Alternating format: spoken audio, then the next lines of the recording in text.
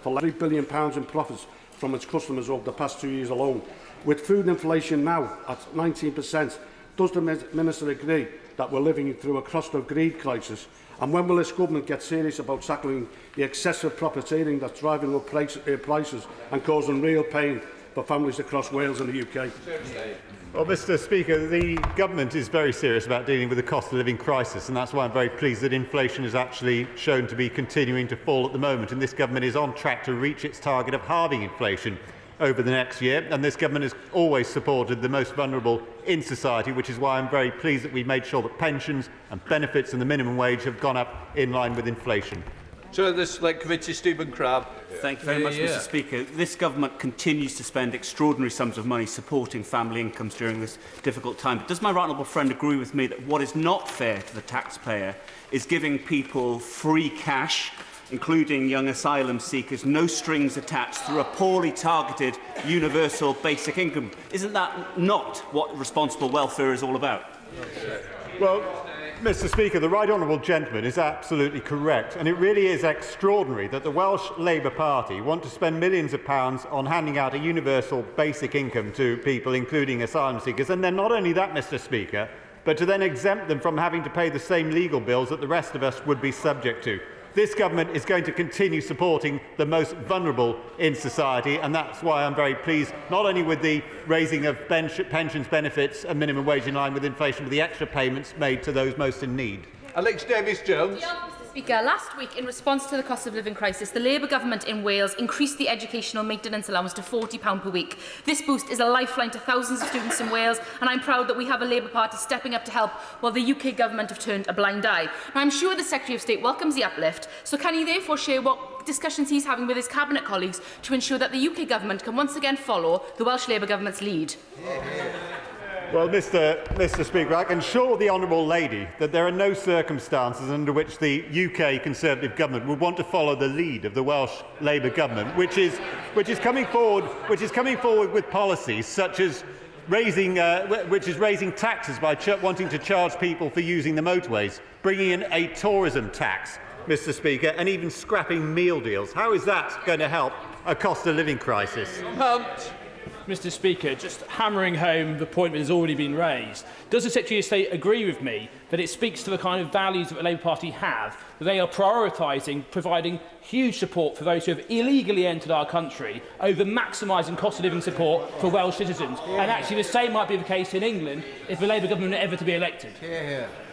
The honourable gentleman is absolutely correct, and the humanitarian response is to disincentivise people from risking their lives by crossing the channel illegally and arriving here in small boats. And that's why last night I jointly signed a letter which rejected what the Welsh Labour government are asking for. We're not prepared to see the Welsh Labour government handing out universal basic incomes to people who shouldn't be in this country in the first place, and then on top of that to provide them with legal funding and lawyers so that they can challenge the decision being made by the government. These are not the priorities that the Welsh people have. Shadow Secretary of State Joe Stevens. Thank you, Mr. Speaker. Inflation is still over 10%, and last month the Chancellor imposed a stealth tax by freezing personal allowances. And today, as we've heard, the Office for National Statistics has confirmed that food prices have risen at their fastest rate for 45 years. So how does the Secretary of State expect Welsh households to afford even the most basic supermarket essentials when those have increased by almost 25% this year? Well, Mr. Speaker, of course the honourable lady is correct that we have had financial problems as a result of having to spend £400 billion during the COVID pandemic and the inflation which has been caused by the illegal invasion of Ukraine. And that's why the government has continued to support the most vulnerable in society. But the fact of the matter is, the Welsh Labour's government response to all of this seems to be to squander taxpayers' money. £100 million going to create extra members of the Senate, £150 million wasted building on plans for a relief road that was never going to be built, and now millions more pounds to be spent on our universal basic income and legal fees for asylum seekers. Joe Stevens. The Secretary of State mentioned inflation earlier, but of course falling inflation doesn't mean prices are falling, just that the rate of the price rises is slowing. And if Cabinet Ministers can't get a grip on basics like that, no wonder the economy's in such a mess. So isn't the reality this? His government continues to fail households right across Wales whilst protecting and rewarding the super wealthy, refusing to abolish non-dom status and giving a huge pension bung to the top 1%. Well, Mr. Speaker, first of all, of course, the so-called top pension bung was for doctors, which is something actually that members of the Labour Party had called for themselves. And if the honourable lady is seriously worried about food prices, perhaps she could explain why it is that the Welsh Labour government want to scrap meal deals and stop people enjoying a drink and a packet of crisps with their food. The fact of the matter is, Mr. Speaker, we will prioritise our help towards the most vulnerable, while the Welsh Labour government continues to squander it on people who don't need it. Liz Saville-Roberts. Iawn Lefarydd.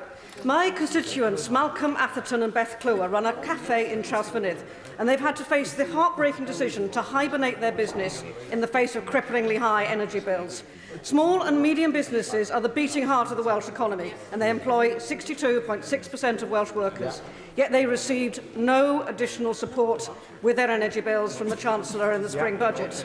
To ensure that Malcolm and Beth can one day reopen their cafe, will he be urging his colleagues in the Treasury to increase the energy support available to small businesses? Here.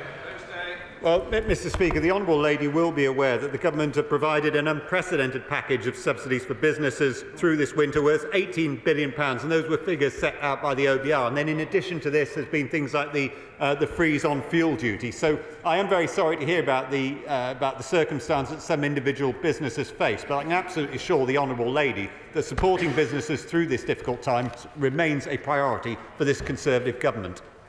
Liz Saville-Roberts. Of course, businesses who are off-grid have suffered another experience and lack of support. But with Mr Speaker's tolerance, I'd like to take the opportunity to raise another matter with the Secretary of State for Wales. Thames Water wastes 630 million litres of water every day through leaky pipes. Rather than fix this environmentally baffling waste, they're planning on moving vast volumes of water from Wales instead. Our natural resources are being diverted elsewhere without recompense and without consultation either with local people. He says he's Wales's man in Cabinet. Will he prove it, therefore, by activating Section 48 of the Wales Act 2017 so that decisions about Wales resources are made by the people of Wales in Wales? Absolutely. Sorry. Can I just say to the honourable lady, I've got a lot of people trying to get it some fair. You do get the two questions. Please do not take advantage of the rest of the chairman. Secretary of State. Mr. Speaker, I'm not responsible for Thames Water, but I have regular meetings with Welsh Water, and this is not an issue which they've raised with me. But one of the things that I'm sure the honourable lady will agree with is that Welsh Water do need to do more to ensure that there is less sewage and less leakage going into our rivers. And that, of course, is something which the Welsh Labour government is responsible for holding them to account for. John McNally. Number 2, Mr. Speaker. With your permission, Mr. Speaker, I will answer questions 2 and 13 together. The Welsh Government is well funded to deliver for Wales. The spending review provided the Welsh Government with a record block grant of £18 billion a year. As a result of this budget, Welsh Government funding is increasing by a further £180 million over the next 2 years, and this is all on top of the additional £1.2 billion announced at the autumn statement. John McNally. Thank you, Mr. Speaker, and thank the Minister for that answer. But the UK Government, as you've just alluded to, has recently clawed back £155 million from the Welsh Government budget rather than allowing it to be carried forward into the next financial year. I can only assume that by clawing back these funds, for some bizarre reason, the Minister thinks the UK Government is working in the best interests of the Welsh people. Can you tell us if that is so? Mr. Speaker, the funds weren't clawed back, and there wasn't any bizarre reasoning about it. The money wasn't spent by the Welsh Government. They managed to fail to spend £155 million in the midst of a pandemic, which is really quite extraordinary. But, Mr. Speaker, they are receiving £1.20 on the NHS for every pound spent in the United Kingdom, and that money is not being passed on in full, which is why, in Wales, under a Labour government, we wait longer for our ambulances, we wait longer on hospital waiting lists, and we have less access to the treatment that people are now taking for granted in England. Secretary of State. Making the case for precisely the kind of financial flexibility the devolved administrations require. The reality of inflation and mishandling of the economy is that the Welsh budget is worth £4 billion less than it was when it was first agreed, and the same thing's happening in Scotland. So if the government won't adequately finance the devolved institutions, why won't they devolve reasonable borrowing powers so we can make sure that adequate budgets are set for the benefit of our constituents? Mr. Speaker, if I ever decide that I want to have some lessons in sound management of public finances, I probably won't be asking the Scottish National Party. Mr. Speaker, the fact of the matter is the Welsh Labour government have had a real terms increase in spending over the spending review period, and it is for others to answer why it is that they're unable to deliver the same level of healthcare, the same level of education, why it is that they're not building roads, and why it is that they're using the money they are getting to spend on paying the legal bills of asylum seekers. Virginia Crosby. Thank you, Mr. Speaker. Under this UK government, does the Secretary of State agree with me that as my constituency of Anismore has been awarded £17 million levelling up funds to regenerate Holyhead, £20 million to refurbish the Holyhead Great Wall, £16 million from the Shared Prosperity Fund, £2.7 from the CRF, hundreds of new jobs at the Inland Border Facility, £175 million at Ira Valley, and now Anglesey has Freeport status with the potential to create 13,000 jobs and £1 billion to the economy. Does the Secretary agree with me that this Conservative UK government is determined to level up places like Anglesey in North Wales that have been forgotten by Labour in Cardiff? Can we just try and help it? I want to get more people in. The only way I can do that with shorter questions. Secretary of State. Well, Mr. Speaker, others in this House may try to shout the Honourable Lady down, but they won't succeed because she has been absolutely unstinting in her support for her constituency. And it's no coincidence that the Prime Minister wanted to go to Innismon to make that the first place he visited as the Prime Minister to celebrate the announcement of the growth deals, which are going to deliver jobs and levelling up across the whole of Wales and the United Kingdom. Well, fabricant. Thank you, Mr. Speaker. Diolch indeed. Many of my constituents, including myself actually, visit Tywyn in Gwynedd. Is my right honourable friend aware that people need healthcare there, funded of course by the grant? And yet Tywyn Hospital has closed its minor injuries unit, it's closed its inpatient ward. Will my right honourable friend speak to the Welsh Health Minister and discuss how English tourists will get proper healthcare when they're on holiday in Wales? Mr. Speaker, I'm as ever grateful to my honourable friend for his comments. Unfortunately, the fact of the matter is I'm unable to give a detailed answer because the National Health Service is devolved in Wales. But I very much hope, Mr. Speaker, that Welsh Labour government ministers will want to explain why it is that with all of the extra money that they're getting, with the extra money that they're getting above the money that is given to the National Health Service in England, they're unable to deliver the same standards of healthcare, or for that matter education, as those which we take for granted under a Conservative government run in Westminster. Number 3, Mr. Speaker. Thank you, Mr. Speaker. The Secretary of State has regular discussions with Cabinet colleagues on a range of topics. In England, we have committed to tackling issues in the private rental sector, including improving standards through the introduction of the Decent Homes Standard and providing tenants greater security by banning no-fault evictions. However, as the Right Honourable Member will know, rental issues in Wales are a matter for the Welsh Government. Thank you, Mr. Speaker. Low-quality, expensive private rented accommodation is a problem not only in Wales but throughout the UK. Would the Minister agree with me that we need more council housing built to a high standard?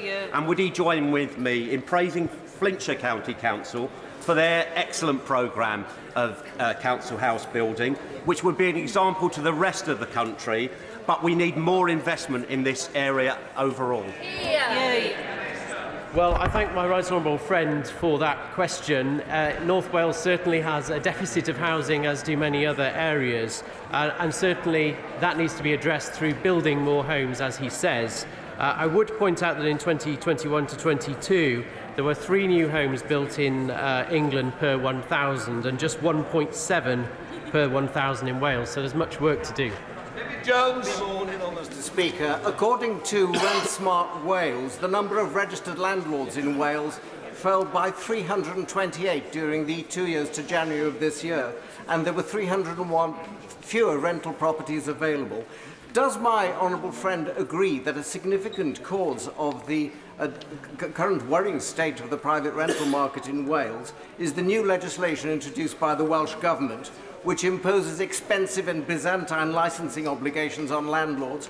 And does he also agree with the Labour Cabinet member for Housing on Torfaen Borough Council, Councillor David Daniels, who recently told the Council Scrutiny Committee that the new law was the straw that broke the camel's back because for landlords it's just been one thing too many? Yeah. Well, I thank my right honourable friend and constituency neighbour. I think he is perfectly right to raise this issue. He's referring to the Renting Homes Wales Act, and while it may be well-intentioned, the fact of the matter is there's a shortage of housing, and in fact, if you want to keep landlords in the market, you need to incentivise it for them. So the mandatory regulations and costs imposed are really at the wrong time. Gerald Jones, Shadow Minister.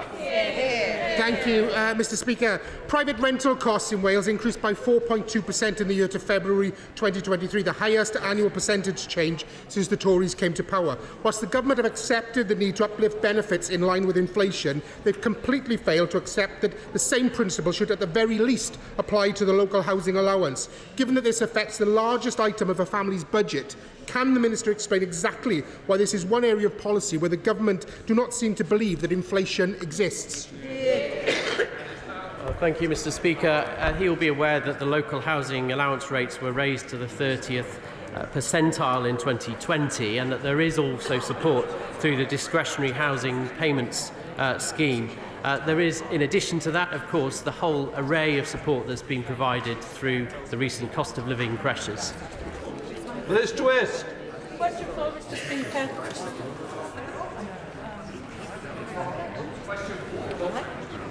With permission, Mr. Speaker, I'll answer questions 4 and 12 together. I regularly engage with Cabinet Ministers on a range of transport measures. Over £390 million has already been provided for rail improvements in Wales since 2020, including Bow Street Station, the electrification of the Severn Tunnel and Cardiff Crossrail. Liz Twist. Thank you, Mr. Speaker. Avanti chaos has hit services between Holyhead and Crewe. For communities of North Wales and the North West of England, this line is an ongoing nightmare. What guarantees will he provide that those services will be restored? Well, Mr. Speaker, actually the Honourable Lady does have a point here. There have been a number of complaints made about Avanti by members of Parliament on all sides of the House, and I think there's a recognition that things can be a lot better than they actually are. Avanti are well aware of this and have been told that they need to improve the service quickly, and I can assure the Honourable Lady that DfT are well aware of the problems she's just raised. Ashley Dalton. Thank you, Mr. Speaker. Rail connectivity is crucial to the border communities of Wales and England, such as connections between Wrexham and Merseyside. Furthermore, Merseyside is just as inaccessible for some communities in the north of England as it is in Wales. Skelmersdale, in my constituency, is a community of 40,000 people, but has been left without access to a train station since 1958. Can the Minister tell me how the government plans to make sure our communities on both sides of the border have access to rail services? Well, Mr. Speaker, I welcome that question from the Honourable Lady, and I'm sure that the people of North Wales would welcome many more of her constituents coming down to visit and spending money in the local tourism industry if they can afford the tourism tax that's being imposed by the Welsh Labour government. To answer the lady's question simply, there will be an RNet review out shortly. I hope it will, and believe it will contain good news for rail users across Wales, which will benefit travellers from across the whole of the United Kingdom. Kevin Foster. With meal deal bans, tourism taxes and road charges, no surprise many Welsh residents will be thinking of getting the train for a holiday in Torbay instead to avoid all of them. What discussions is he having to ensure that the rail infrastructure between South Wales and the South West of England will be able to cope with this demand? Mr. Speaker, I'm sure Torbay is a wonderful place, but I would still recommend that people come to Wales and instead enjoy the coastline of all parts of Wales. But of course, to do that, they would either need to go by train or by car, and it's unfortunate that the Welsh Labour government have also decided to stop all road building whereas the United Kingdom government is getting on with building roads and building railways. Kaczynski. Mr. Speaker, one of the most important rail links into mid-Wales is the one through Shrewsbury. We're very proud being a border community and our links with Wales. We are campaigning for electrification of this line from Birmingham to Shrewsbury and beyond to Wales. Will he take an interest in our project to try to electrify this vital artery for residents in mid-Wales? Well, Mr. Speaker, I will of course take an interest in this matter, but it is a matter more for the DFT than for my good self. But what I have taken an interest in is the fact that there is a great deal of work going on in the Forest of Dean area to ensure that commuters on both sides of the border are able to enjoy more reliable rail travel. Robbie Moore. Number 5, Mr. Speaker. Thank you, Mr. Speaker. The spring budget delivered for Wales. As announced in the budget, the government will provide £20 million to restore the Holyhead breakwater, will deliver at least one investment zone in Wales, and will provide up to £20 billion for the development of carbon capture, usage and storage across the UK, which Wales is well placed to benefit from. More. Thank you, Mr. Speaker. The UK government proved time and time again that they are delivering for Wales, whether that's through supporting hundreds of thousands of households with the energy price guarantee or the £20 million Holyhead breakwater. However, does my right honourable friend agree with me that Labour Welsh governments are advertising Wales as closed for business with its recent ban on road building and tax on tourism? Well, I couldn't agree more with my honourable friend. The Welsh Government's response to the roads review was more of a road block than a response, and there's been a widespread rejection of the tourism tax from the sector, including from UK hospitality, who've called it anti-competitive. The contrast between the approaches of the two governments is stark, Mr. Speaker. The UK government is striking trade deals and promoting Britain open for business, while the Welsh Government seems focused on punishing small business owners. Sir Christopher Bryant. Thank you very much, Mr. Speaker. A little birdie tells me that the Secretary of State has had a meeting about the Rhondda Tunnel in the last few days, and I'm hoping very much, Mr. Speaker, as no doubt are you, that there's going to be some announcement soon of perhaps of some money to make sure that the Rhondda Tunnel can be opened up, making it the second longest cycle tunnel in the whole of Europe and a great advert for tourism in the Welsh valleys. Will he arrange a meeting with me and the member for Aberavon so that we can explain to him the significant benefits that there would be so that he can lobby to get that money for the Rhondda Tunnel? The right honourable member is right to raise that question. My right honourable friend tells me that he would be happy to hold a meeting with the right honourable member. He also adds that Rhondda Cynon Taf Council should be encouraged to put in a levelling up fund bid. Romeo. Number 6, sir.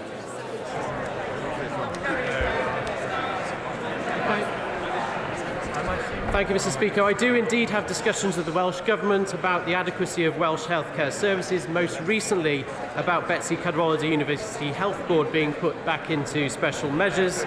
It should be noted, however, that the Department for Health and Social Care regularly engages and collaborates with the Welsh Government to share best practice on achieving better outcomes for patients UK-wide. Jerome Mayo.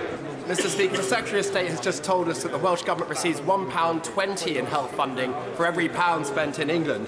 And yet, despite this, the Welsh Government, the only government in the United Kingdom which is actually cutting funding to the NHS. So does my right honourable friend agree with me that the Labour Party has proved incapable in office of running health services? Thank you, Mr. Speaker. I do very much share his concern across Wales and especially in North Wales. And yesterday, the latest troubling revelations about Betsy Cadwaladr, we learnt that the First Minister was wrong to state that the Auditor-General had recommended taking the board out of special measures just prior to the devolved elections of 2020. And when it comes to funding, Mr. Speaker, Welsh Government may repeatedly call for more money, but they're the only government in the UK to cut health spending. And in the latest budget, they've set out plans to cut day-to-day spending on the delivery of NHS services in real terms this year compared to last, while the UK government's providing a real terms in... Thank you. Question number 7, sir.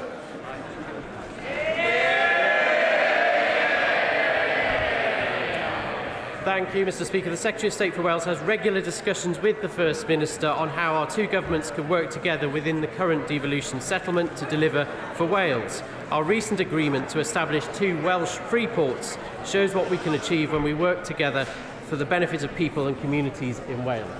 Rob Roberts. Thank you. Given that the Senedd only sits for 2 days a week, and if yesterday's reports are anything to go by, the First Minister is less than truthful with his answers anyway, can my honourable friend fathom any reason why they need to expand Senedd membership by 60% at huge cost to the Welsh taxpayer? And does he agree with me that the Welsh people should be asked whether they want more MSs, only working 2 days a week? Well, the honourable member is right to ask that question. I fully agree with him that the last thing people in Wales want is more politicians in Cardiff Bay, and the Welsh Government would be better spending the estimated £100 million that the proposals would cost on public services. So if the Welsh Government and their separatist allies are so confident that these proposals should progress, then I agree they should seek the agreement of people in Wales through a referendum. We now come to Prime Minister's questions. Abner Pongasari. Question number 1, Mr Speaker. Prime Minister. Mr Speaker, later today I will return to Belfast to mark the 25th anniversary of the Belfast Good Friday Agreement. It's an opportunity to thank some of the leading architects of peace for their courage and the pivotal role they played to set the groundwork for a better future for the people of Northern Ireland. We will also commemorate those who are no longer with us. Mr Speaker, this morning I had meetings with ministerial colleagues and others in addition to my duties in this House. I shall have further such meetings later today. Thank you, Mr Speaker. We're in the middle of a housing crisis with mortgages soaring, rents rising and house building set to a post-low. And just last week, with an interview with the Conservative Home, the Prime Minister admitted his disastrous decision to drop housing targets to appease Tory party members. Can the Prime Minister please explain to the House why the views of 1,000 members are more important to aspiring homeowners, families across the country? Well, Mr Speaker, on this side of the House, we believe in empowering local communities to make the decisions that are right for them and to protect their green spaces. And the place where most acutely where house building is not keeping up with need is in Labour-controlled London. Thank you, Mr Speaker. It's been reported that the Welsh Labour Government is going to incentivise people smugglers by offering £1,600 of taxpayers' money every month to asylum seekers. Can I ask my right honourable friend for an assurance that he will never contemplate such a daft idea in our small boats bill? Well, Mr Speaker, I know my noble friend Lord Bellamy and the Secretary of State for Wales wrote to the Welsh Government yesterday confirming that we would not be undertaking their request. Now, I know that the Labour leader has said that the Welsh Labour Government is his blueprint. And unbelievably, as my honourable friend said, Labour in Wales are trying to pay illegal migrants £1,600. Mr Speaker, we're stopping the boats. Labour's paying for them. We now come to the Leader of the Opposition, Keir Starmer. Thank you, Mr Speaker. The Tory party chair says that public services are in pretty good shape. Has the Prime Minister met a single member of the public who agrees with him? Prime Minister. Mr Speaker, because of the record investment that we're putting into public services like the NHS, we're now getting waiting lists down. Because of the reforms that we've made to our education system, more children are studying in good and outstanding schools. Because that's what you get with a Conservative government: more funding, more reform, and better outcomes for Britain. He's living in another world to the rest of us. People waiting more than 2 days from an ambulance because they broke the NHS. Only 1 in 100 rapists going to court because they broke the criminal justice system. A record number of small boats crossing the Channel because they broke the asylum system. People can't afford their bills, can't get the police to investigate crimes, can't get a doctor's appointment. Does that really sound like pretty good shape to him? Well, Mr. Speaker, what's the record? Since 2010, since 2010, crime down by 50% under the Conservative government, Mr. Speaker. 20,000 more police officers, we've given them more powers, and we've toughened up sentencing, all opposed by Sir Softy over there. Mr. Speaker, either the Prime Minister... Order. Our constituents want to hear the question and the answers. What I would say is, you'll progress questions beyond. The Prime Minister wants to leave early, along with the Leader of the Opposition. Help me to help them. Yes. Mr. Speaker, either the Prime Minister doesn't use the same public services to the rest of us, or he simply can't see the damage they've done to our country. In 2019, Ariel Lee, a convicted people smuggler, threw boiling water over a prison officer, leaving him with first-degree burns. The prison officer said it felt like acid. His face was on fire. His attacker was found guilty, received a prison sentence, quite right in my view. Does the Prime Minister agree? Well, Mr. Speaker, while record is clear on sentencing, it was this party and this government that passed the Sentencing Act last year. It toughened up sentences, and the average custodial sentence has now increased since 2010 by almost 2/3. For child sex abusers, it's up by 15 months, and for rapists, it's up by 2 years. And when our Sentencing Act ended the automatic early release of offenders who pose a danger to the public, it was the Labour Party who voted against it. Well, the problem is, Prime Minister, Ariel Lee's sentence ended up being suspended. And anyone watching this would wonder why someone who violently attacks a key worker isn't behind bars. Well, the court judgment spelt it out. It's because it took 16 months for the attacker to be charged. That's ridiculous. And it took another 2 years before he was sentenced. Completely unacceptable. Can't the Prime Minister see that because they've lost control of the court service, because they've created the largest court backlog on record, he's letting violent criminals go free? Mr. Speaker, here's the record.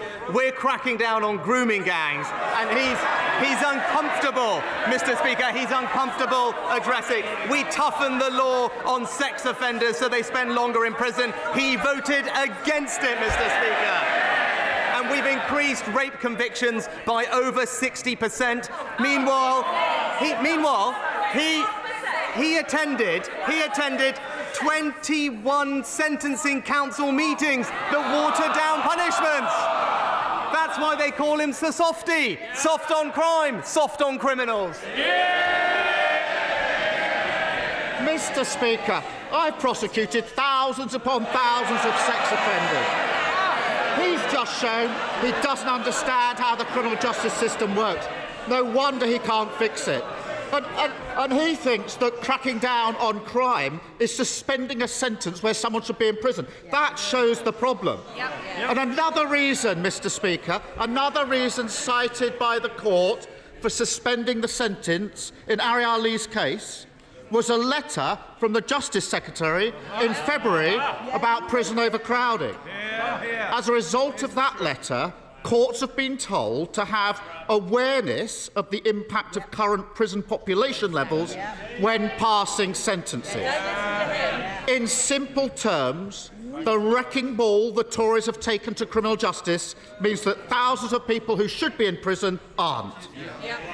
The court also said, he shakes his head, he should read the judgment. The court also said that it's for the government to say when prison conditions return to a more normal state. Now, I know the Justice Secretary has been busy trying to save his own job rather than actually doing it.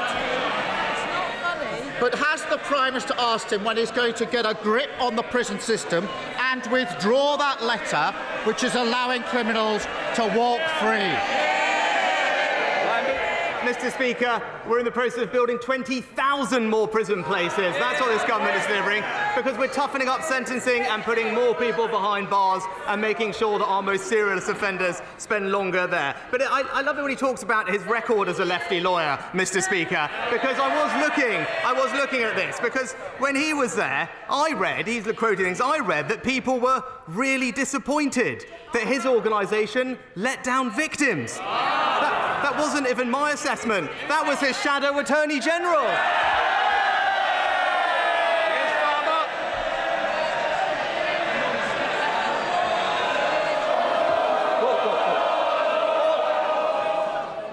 I want to get through these questions, so do my constituents. If there's any member whose constituents they aren't interested in, please leave the chamber. Keir Starmer. Well, Mr. Speaker, when I was in office as Director of Public Prosecutions, those benches migrated supporters. In 2013, the Home Affairs Select Committee said, we would like to commend the work of the Director of Public Prosecutions, Keir Starmer. He's striven to improve the treatment of sexual assault. They go on to say...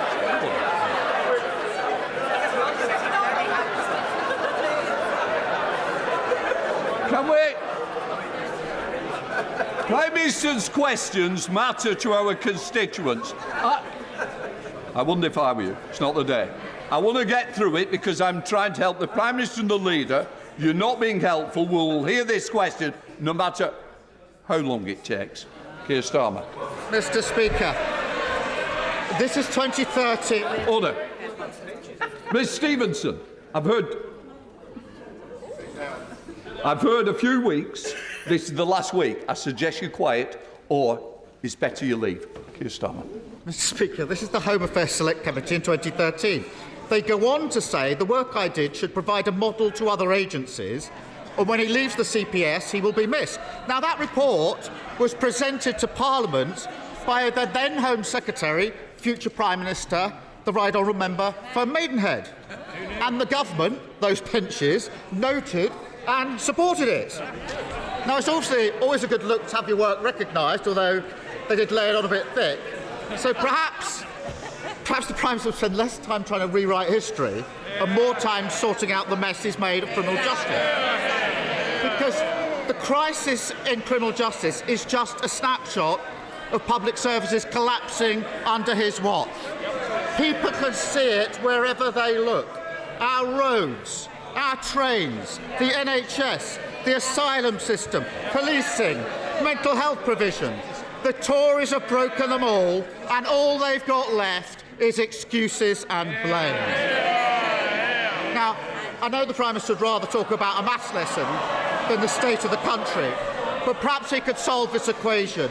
Why, after 13 years of a Tory government, are patients waiting longer than ever, criminals walking free, growth non-existent, and why, everywhere you look, does nothing seem to work at all?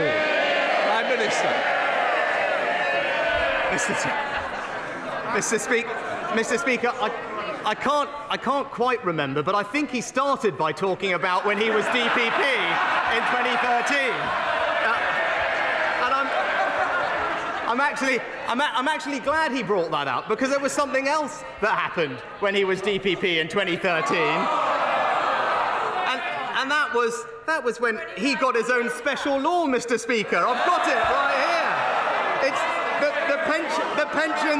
the pensions increase. It's the pensions increase for Keir Starmer. Order. Just a moment. Can I just say, order. I expect both sides to listen to the questions and the answers. Prime Minister. Mr. Speaker, here it is. It's the pensions increase pension scheme for Keir Starmer, QC, 2013. Now, while we're introducing a transformative policy to support doctors to cut the waiting list faster, he wants to raise taxes on public sector workers. And it's one law for him and tax rises for everyone else.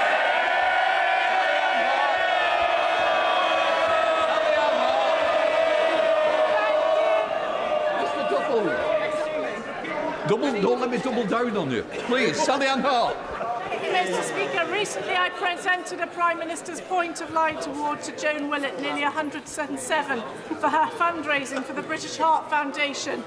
And two other Hastings and Rye residents, Anthony Kimber and Alistair Felly, were celebrated as community champions at number 10. Will the Prime Minister join me in thanking all our fantastic volunteers and community champions, not only in Hastings and Rye, but throughout the United Kingdom, and will he continue to bring them together in celebration? Can I thank my honourable friend, and I'm absolutely delighted that Joan received her Points of Light Award, and volunteers and community champions like Joan and Anthony and Alistair all make important contributions to their local community, and we're all very grateful to them. In fact, every month, Mr. Speaker, millions do the same thing, and they deserve our praise. Their generosity is integral to what makes our country and our community special, and it's right that we do everything we can to celebrate them. Leader of the SNP, Stephen Flynn.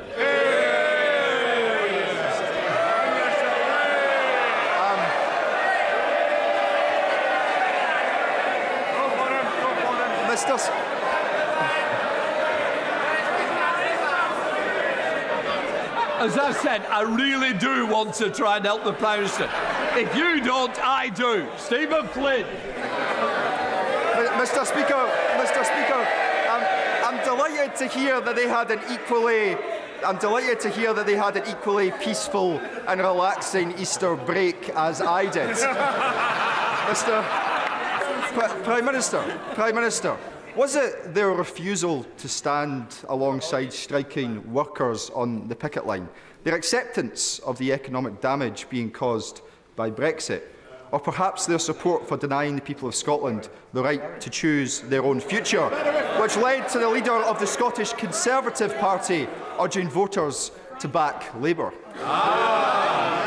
Well, Mr. Speaker, what we're doing is not getting distracted by the things that are going on elsewhere, and we're focused on delivering for the people of Scotland. We're making sure that we fund public services well with £1.5 billion extra in Barnett consequentials. We're making sure that we provide support with the cost of living. Now, I know, Mr. Speaker, at the moment, him and his party are focused on other matters. We're just going to motor on with the job. Mr. Speaker, let me be clear. We will take no lectures from a party which has not had a mandate to govern in Scotland since 1955. Who went through 3 Prime Ministers in the course of just a matter of months, who crashed the economy, who sent mortgage rates soaring, who've taken energy support away from families most in need. Now, a Prime Minister has been fined by the police not once, but twice, who take donations from Russian-backed donors, and who, of course, have stuffed the House of Lords with people like Baroness Mone. But, Mr. Speaker, let's be clear. What we're talking about is the fact that the leader of the Scottish Conservatives believes that the people of Scotland should return Labour Party members of Parliament to this House rather than Scottish National Party members to this House. So isn't the message to the people of Scotland quite clear? Don't give the Tories what they want. Mr. Speaker, actually, the Scottish Conservatives deserve enormous praise for forcing the SNP into abandoning their completely unworkable, fundamentally flawed deposit return scheme, Mr. Speaker.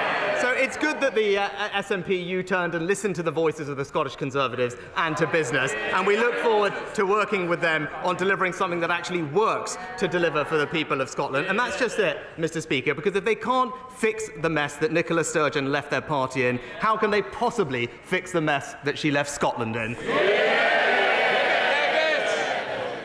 Mr. Speaker, it seems clear that the junior doctors' strike is causing serious risk of loss of life and certainly causing harm and pain to thousands of our constituents. The first line of Hippocratic Oath is first do no harm. When does the Prime Minister think the BMA abandoned this central tenet of their profession? Well, Mr. Speaker, I thank my honourable friend for his question. We value the work of junior doctors and are keen to find a fair and reasonable settlement which recognises their role and the wider economic context facing the UK. He's right to highlight the impact on patient safety, and that's why this government has brought forward minimum safety legislation to ensure that patients can rely on a core level of emergency service to protect vital patient care. That's something that we on this side of the House support, but I know is not something that's supported by the party opposite. Ed Davey. Speaker, tooth decay is the #1 reason that children over 4 end up in hospital. Regular dental checkups could prevent that, but too many parents can't get one for their child. In the East Riding of Yorkshire, there are now almost 3,000 people per NHS dentist. In places like Herefordshire and Norfolk, fewer than 2 in 5 children were seen by a dentist in the past year. This is a scandal, Mr. Speaker. So will the Prime Minister take up the Liberal Democrat plan to end this crisis and make sure people can get an NHS dentist when they need one? Well, Mr. Speaker, the NHS recently reformed dentistry contracts, which will improve access for patients. Dentistry receives about £3 billion a year. There are around 500 more dentists delivering care in the NHS last year than the year before. He mentioned children. I'm pleased to say that almost 45% more children saw an NHS dentist in that year compared to the year before. Anne-Marie Morris. Thank you, Mr. Deputy Speaker. Prime Minister's question time on the 4th of February 2015, David Cameron said he was determined to do whatever it took to fix the Dorish railway line, the only route to the southwest. Phase 4 risks losing part of its agreed funding, while Phase 5 falls foul of a 10-year moratorium on new funding. The line is only as resilient as its weakest link. Will the Prime Minister commit to getting this resilience programme back on track and fully funded? Mr. Speaker, we're committed to improving the resilience of this iconic stretch of railway. It provides a vital link for people in the southwest. That's why today we've invested over £165 million in delivering solutions to protect the line, and I know Network Rail is continuing to develop the case for further investment, and my honourable friend will be keen to feed into that. Chris Law. Thank you, Mr. Speaker. Mr. Speaker, this week my city of Dundee not only announced its flights will be connecting with Heathrow, but also the Scottish Government's commitment to Dundee being at the forefront of making Scotland a major world economy, both bringing investment, jobs and opportunity. However, the UK Government seems to have a problem with this. Mr. Speaker, Scotland's international engagement is to be reduced. Despite being paid for through Scotland's wealth and taxes, UK ambassadors and diplomats have been instructed to obstruct the Scottish Government's international engagement, with every foreign nation worldwide told not to deal with the Scottish Government directly. This, Mr. Speaker, has already been described as, and I quote, smacking of a parent trying and failing to control a teenager. So will the Prime Minister assure me and the businesses, wealth creators and most importantly my constituents that want to see Dundee and Scotland prosper, that while Scotland's short time left in this unequal union remains, Scotland will neither be put back in a box or will be bending knee?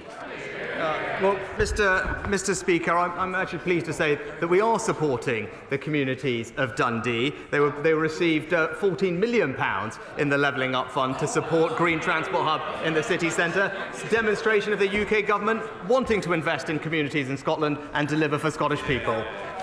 Sir Keith Batty. Thank you, Mr. Speaker. On Saturday, I joined my 17-year-old constituent Alfie Ford in walking to raise funds for the National Autistic Society. Alfie's mission is to walk 15,000 steps every day in the month of April to raise awareness around autism and to show that every autistic person deserves the best chance in life.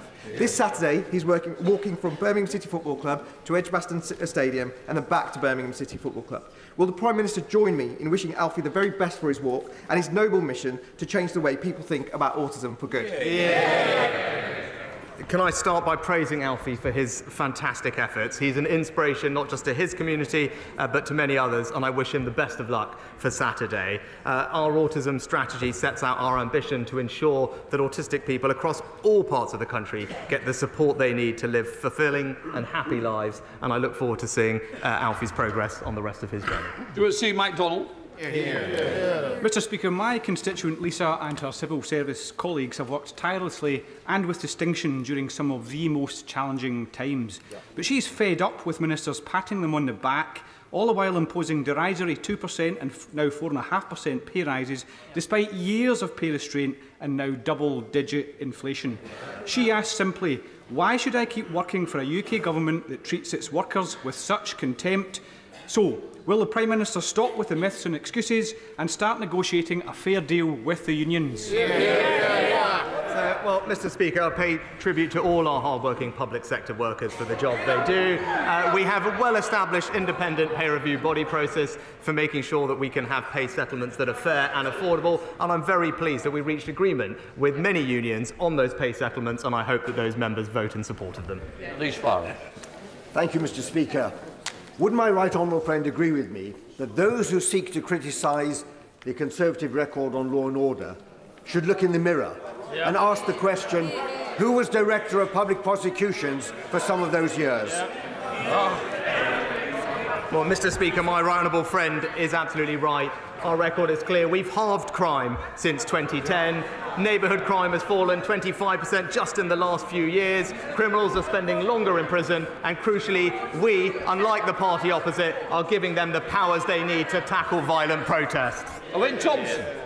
Mr. Speaker, my elderly constituent Anne has been in Turkey for 5 weeks now after her husband suffered a devastating brain bleed and is now in intensive care after their holiday insurance, Stay Sure, refused to pay medical bills and have so far refused to engage with me.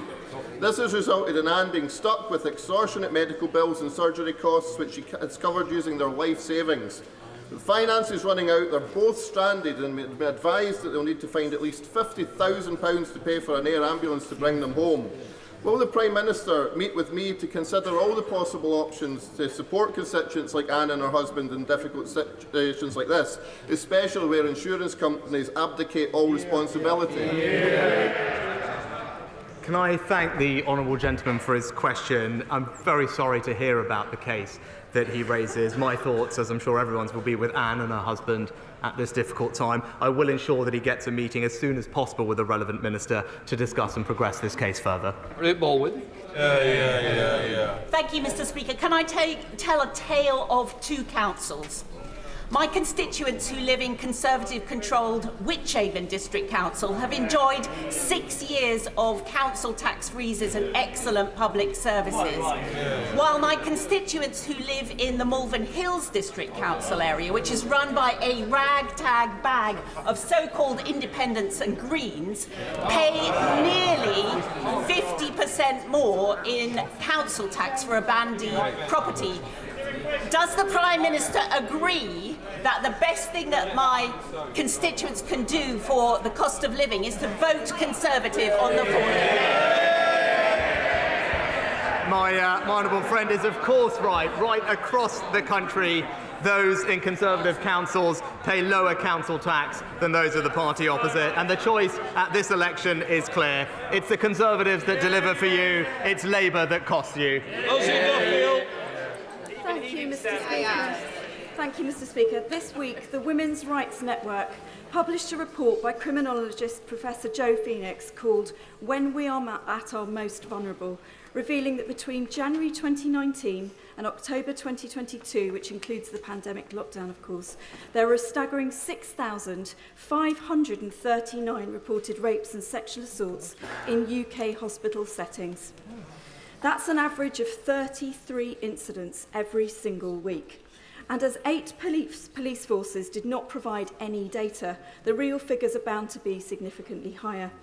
What can the Prime Minister and his government do to ensure that all women, staff and patients are safe in Britain's hospitals? Can I first of all say I was deeply shocked, like the right honourable lady, and appalled to hear about the cases of sexual assault and abuse in the NHS, and I pay tribute to her for her long-standing campaign on these issues. NHS organisations are responsible for protecting their staff and patients from sexual harassment and conduct. They've recently established a domestic abuse and sexual violence programme to build more robust safeguarding processes for protecting patients. We will work very closely with them to ensure that that is implemented, and I know she will hold us to account for doing that. Simon Bates. Thank you, Mr. Speaker. On the 2nd of June, Corwin Station on the Llangollen Steam Railway will be officially reopened, having been closed 60 years ago under the Beeching Acts. Would the Prime Minister join me in congratulating the volunteers, the local community and the funders who have made this possible, and also take his own share of the credit for granting the Levelling Up Fund to Clwyd South when he was Chancellor, which has paid for the magnificent new roof on Corwen Station? Well, I pay tribute to my honourable friend for all his campaigning on this. I'm delighted that Levelling Up Fund has delivered for Corwen Station. It's a huge boost to local ambitions to see trains returning there, and I know that a small team of the project's volunteers have actually built the majority of the station. They deserve credit, and indeed a local company in Wrexham has supplied the new steelwork for the canopy roof, providing a welcome boost to the local economy, and I look forward to seeing the station open this summer. Daniel Zeichner. Mr. Speaker, over recess I was invited to visit one of the major supermarkets in my constituency to discuss food waste. But what struck me most was the experience of shop workers on the front line. They told me they expect to suffer a violent assault every single day they go to work. So while more maths might always be helpful, what is this out-of-touch Prime Minister doing to make sure that people can be safe in their workplace? Well, Mr. Speaker, everyone deserves to be safe in their workplace, and that's why we're making sure that through our Sentencing Act we have appropriate sentencing in place for that, and more generally making sure that there are police officers and community support officers across the country to help combat crime. We're happy to look at future sentencing when we look at reviews of that case. Thank you, Mr. Speaker. Leadership and teamwork delivered Bolton Wanderers' superb 4-0 victory in the Papa John's Trophy at Wembley. It's delivering the Bolton College of Medical Sciences and delivered Ayub Patel's superb Rumworth by-election victory.